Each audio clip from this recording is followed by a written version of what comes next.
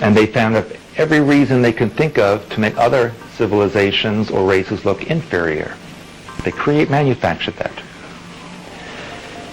And so, those who existed on Mars and Maldek were the blonde-haired, blue-eyed type, with a few of the red-haired, green-eyed types in there as well. Reptilians love to use comets and asteroids. That's their mode of travel and attack. They sent an ice comet into the solar system to destroy the human colonists or the Lyrian refugees on Mars and Maldek. Now at the time, if I may erase this, at the time, the setup of this solar system was very different. Well, I'll use this. I'll use this as the sun. And then the planet Mercury was where it always was. Then there was the Earth, which, as I said, was a water planet, totally. Then there was Mars, which had an Earth-like atmosphere and environment. Then there was, I'm not an artist, but there was Maldek. Then there was Jupiter, Saturn,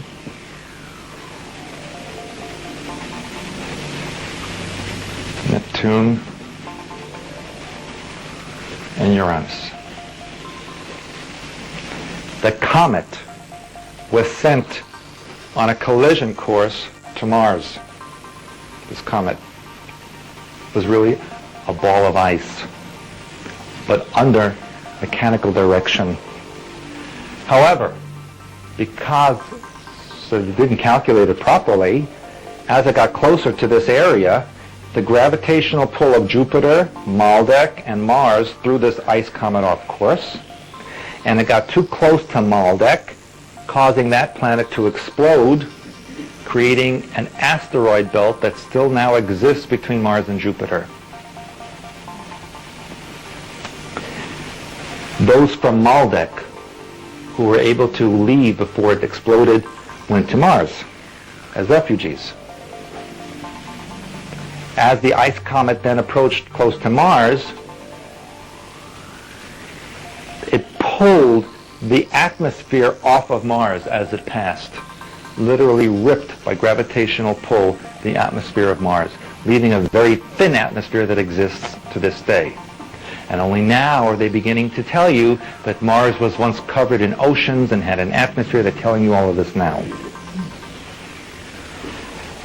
Now, the refugees of Mars went underground in Mars. There's a vast underground in Mars. And that's where they went. As the planet continued closer towards the Earth, this comet, it went into a revolving spin with the Earth. They rotated around one another and the Earth flipped on its axis. The pull of the comet's gravitational field pulled the liquid atmosphere off of the Earth, and at the same time pulled the ice from the surface of the comet towards the Earth, kind of making a rotational spin. It ended up where most of the water covering of the Earth was polarized and frozen by the ice, creating the polar ice caps of Earth and causing landmass to rise above the surface. The comet then continued on and actually reversed places with the Earth, pushing the Earth out to the third orbit of the Sun, and the comet taking up the second orbit, and we now call that comet Venus. Venus was an ice comet. But because it is now so close to the Sun, the ice completely evaporated, creating a dense cloud cover around the planet that still exists. Now in 1982, I believe it was, a Soviet spacecraft penetrated the cloud layer of Venus and saw on the surface of Venus 7 domed areas lined up in a row. just like that. Each several miles wide. It was photographed. It appeared on page 3 of most U.S. newspapers. Whole story about it.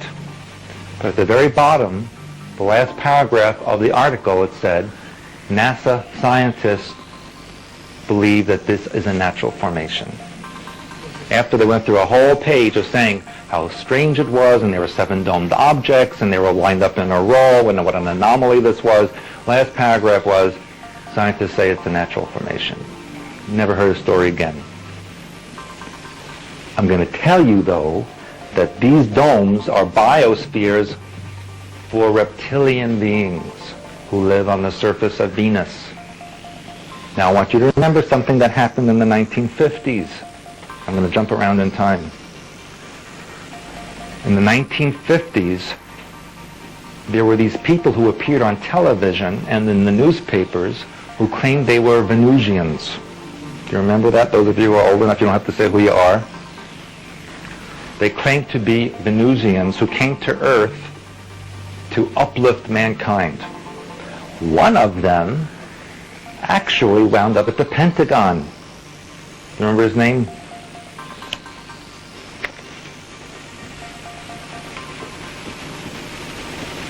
That's what he called himself, Val Thor. He claimed that he had a spaceship that landed in the Mojave Desert and that it was hidden and that he was a human type who had come from a civilization on Venus to help mankind, and that there are many like him on the planet. Now, just so that you know, the Illuminati like to present things as the opposite of what they are. What is Venus known as in mythology? Love. Okay? So if you're from Venus, what does that mean? You're full of love and peace, right? Okay? Now do the opposite of that. They're reptilian. Okay? They aren't capable of the emotion of love because they don't have that within them. They're androgynous beings. And so, Val Thor actually was taken to the Pentagon and supposedly exists there to this very day. Earth was now colonizable because it now had land mass and the water was ripped out of the atmosphere, leaving an oxygen-rich environment. The reptilians drove another object into the solar system to colonize the Earth.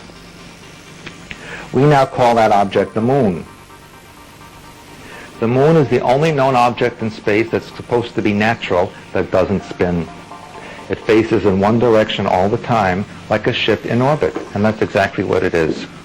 If you send a sonic resonance off of the moon, it pings like a glass, hollow glass.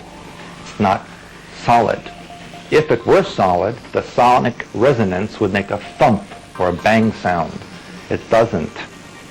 And in fact, to this very day, if you have a telescope, especially on a full moon, and you train your telescope at any crater in the moon, you will see activity there. You will see lights moving, you will see vehicles moving, you will see buildings. You can do this if you have a telescope, and it doesn't have to be an expensive telescope either. And they colonized a continent